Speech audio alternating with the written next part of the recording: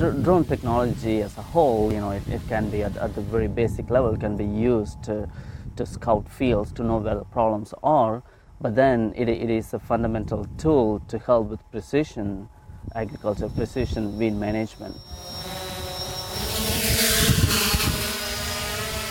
That was one of my chores with my parents, is to go weed the garden with a hoe. And so now I'm talking about, well, no, I'm not going to send a hoe out there. I'm going to fly out there with my drone and I'm going to take care of the weeds that way.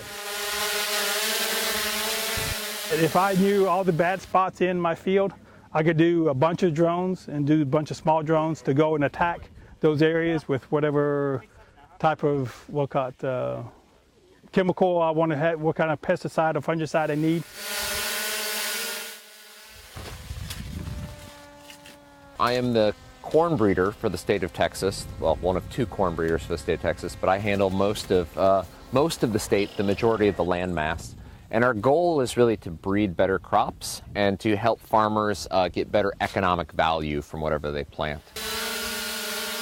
Then we work with other people who can help assemble the images and do 3D reconstructions of those plants. And what we know is that certain plant shapes and certain plant growth habits lead to higher yield. And so we can estimate earlier in the season which of those plants is going to have that better yield.